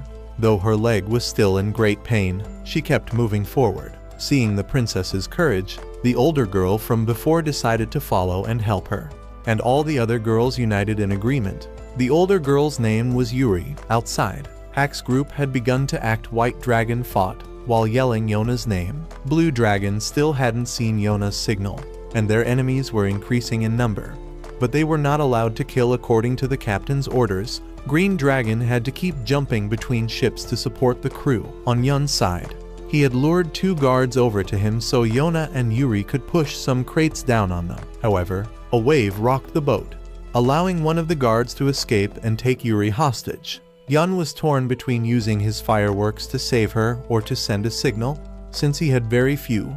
If it had been the old Yun, he would have prioritized escaping. But after meeting that fool, Yun had changed. He removed his disguise and declared that he was a pirate. The remaining guard got up and attacked Yun, letting the guard hit him a bit. Yun then revealed that he had planted explosives on the ship, and only he knew their locations. With no other option, the 2 guards dragged Yun off to search for the mines, warning that if there were none, they would kill him as an example. As soon as one of them left, Yona sprang up, grabbed the bag containing her bow, and ran out. When the remaining guard tried to chase her, Yuri knocked him on the head. Yun was exposed for lying and was about to be executed. When Yona appeared, the enemies scoffed at what a weak girl like her could possibly do, but looked closely. Her eyes were like a second sun, burning through their rotten hearts and making them flinch. Taking advantage of the moment, Yona rushed forward, grabbed the fireworks from Yun, and fired them into the sky. Blue Dragon saw the signal. Even though they now knew the location, Hak was too far away to help. The only one who could make it was Green Dragon. Just as the enemies were about to kill Yona, Green Dragon charged in, and with a few swift moves, sent them flying. Yona and Yun were relieved that the plan had succeeded. At that moment, the Lord's reinforcements arrived. But Blue Dragon came in to assist Green Dragon. Hak and White Dragon stayed behind to continue supporting the others. Once everything was under control, their remaining task was to capture the Lord. Hak and White Dragon kept striking down enemy ships one by one, and several crew members came to support Green Dragon. As for the Lord, he had received the information and decided to personally join the fight to protect the empire he had spent over 30 years building. Yun had identified the Lord's location. It was on the ship where Green and Blue Dragon were stationed. Given the unusually high number of soldiers there, Blue Dragon went in first and was nearly ambushed but managed to handle it. When he entered the ship, the Lord had already fled, planning to return to his residence, rebuild his forces, and launch a counterattack on Yona's group. While he was gloating, Blue Dragon discovered his location. Green Dragon immediately launched himself toward the target. The Lord drew his bow and shot an arrow, which struck Green Dragon in the shoulder. Breaking his wing, the Lord readied another arrow to finish him off. But then, that same burning feeling returned and filled him with terror. So he hadn't been mistaken back then. The girl with the fiery red hair from the capital. There she was again, in that fleeting instant. The girl whose crimson hair reflected the sunlight. Princess Yona fired an arrow straight through his heart, ending the sinful life of a corrupt lord. The final battle was over. Everyone returned to port, reuniting the rescued victims with their families. Seeing Yona and Yun covered in injuries, Hak and White Dragon were enraged and stormed the remaining traffickers. The captain declared victory and told everyone to celebrate with a feast. They all joyfully celebrated together, while Yona wandered the city. Unexpectedly, she encountered Su-won. He was overjoyed to see that she was alive, admitting he had been shocked by the news of her death, but was glad she was here now. Yona, however, was still haunted by the memory of Su-won killing her father. Suddenly, Su-won embraced her. It turned out his men were nearby, so he had to hide her. Inside, she wanted to use the dagger at Su-won's side to strike him down, but he stopped her. After dismissing his soldiers, Su-won told her he understood that she wanted to kill him, but he asked for her forgiveness, saying now was not the time, as he still had things he needed to do. Once everything was finished, he said she could do whatever she wanted. After saying those words, Su-won left. Hak was looking for Yona. When he heard her crying, he ran over, took one look at the situation, and could already guess what had happened. When Yona returned, she tried to act cheerful to cover up her true feelings, but everyone could tell something was wrong. Even while eating with the group, she spilled her food without noticing, and she even changed clothes right there in front of everyone. Hak had to intervene before she ran inside to change properly, and he even demanded money from anyone who had seen the princess. Green Dragon came to find Hak, having noticed that Hak usually didn't bring his spear into the city, so clearly something was wrong. While changing, Yona still had the hairpin Su-won had given her. So many things had happened since she left the palace. That afternoon, she and Hak sat together watching the sea. Yona decided she would leave the port city and asked if he wanted to come with her. Of course, he had to follow the princess like her shadow. Everyone behind them was eavesdropping on the conversation. She decided they would leave the next morning. That evening, everyone held another feast. Green Dragon sat alone, playing his instrument on a cliff. Yona came to find him and praised his playing. When she tried to play it herself, it sounded like an ox stepping on a broken string. The two sat and talked for a while. Later, Green Dragon went to find his comrades, those who had fought alongside him through countless battles, to say goodbye, because tonight, they would all likely begin a new life. After that, he went to see the captain. They reminisced about old times and talked about Green Dragon's decision. Following Yona would be a difficult path, but maybe that was the destiny of a dragon like him. Still, he couldn't feel at ease letting Yona out of his sight, even though she had no power. Even though she walked forward while crying, he had been consumed by her radiance. The next day, they all set off together. The captain and the others gave Yona plenty of advice and also handed her some heavenly herb. She hugged the captain like a farewell to a mother figure. Then they departed. While traveling, Blue Dragon spotted Green Dragon, who had secretly joined the group, so he forced him to reveal himself. And so, their group gained a new member. Throughout the journey, thanks to Green Dragon's hunting skills, their meals improved significantly. Now, only one dragon remained, the Yellow Dragon, so Green Dragon volunteered to find him.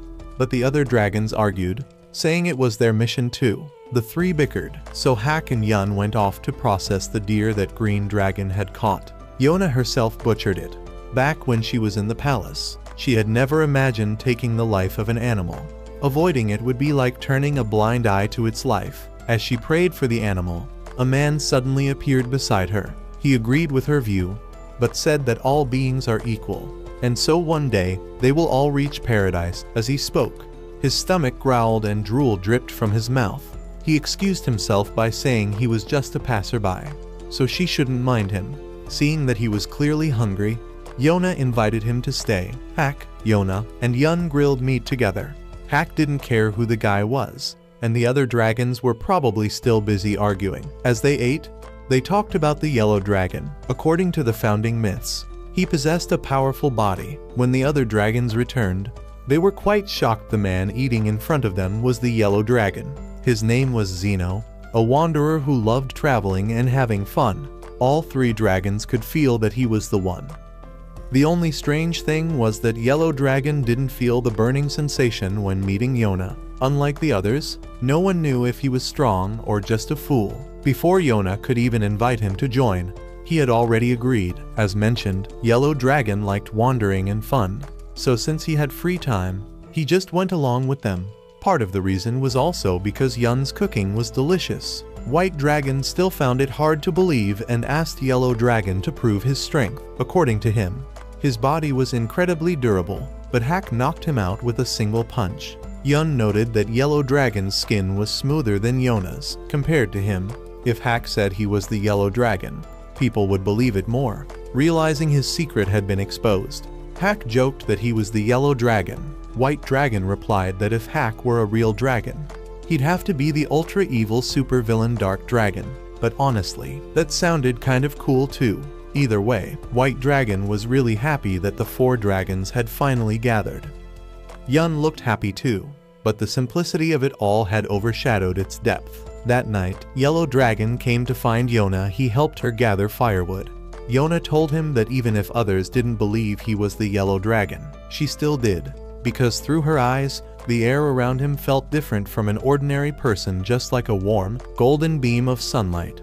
Even though they had only just met, being near Yellow Dragon gave Yona a sense of warmth, and she reintroduced herself formally, saying she was honored to meet Yellow Dragon Zeno. Later, Yun calculated everything again. When night blankets everything, the blood of the dragons will be reborn once more. According to the ancient covenant, at the moment the four dragons gather, the sword and shield that protect the king will awaken.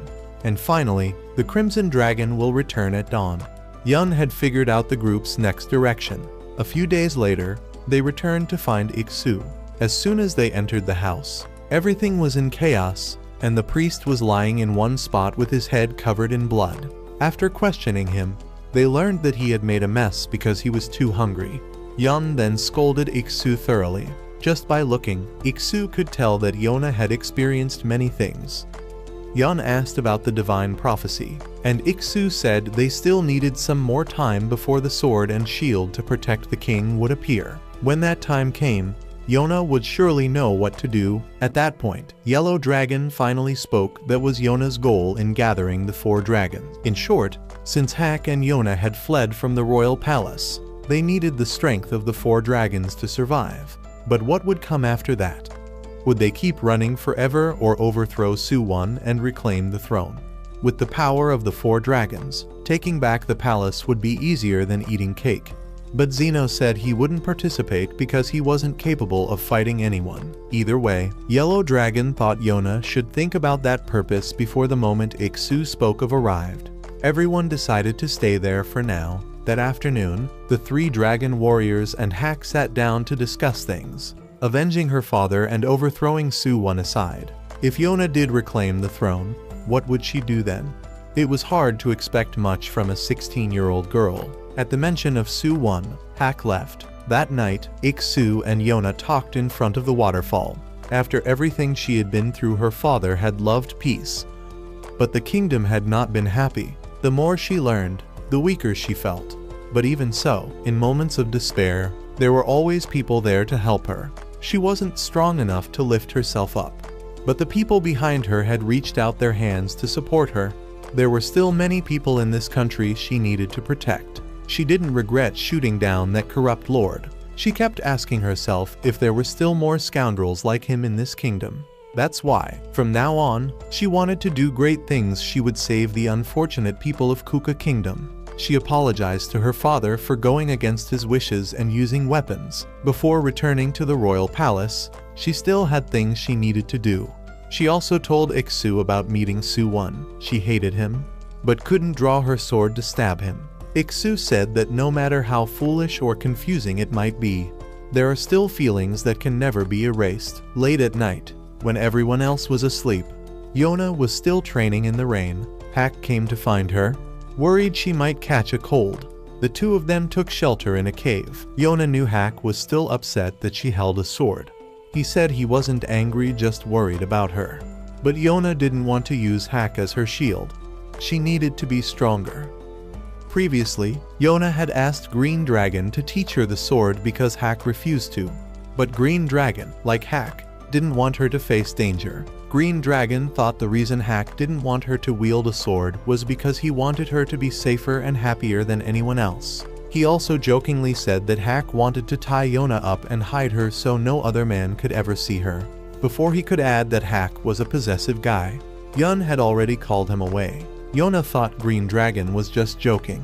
Hak said it was the opposite. He only wanted everyone in the palace to see her strength. One day, he would tell them, "Look, this is the girl you cast out of the palace, Princess Yona, the one who cut her hair and took up a sword. The one who lived stronger than anyone else to protect this land." That's what he would say. Yona was very happy and fell asleep beside Hak. And he kissed the princess on her forehead. The anime ends here. Farewell. Spoiler. In the manga, Hak proposes to Yona.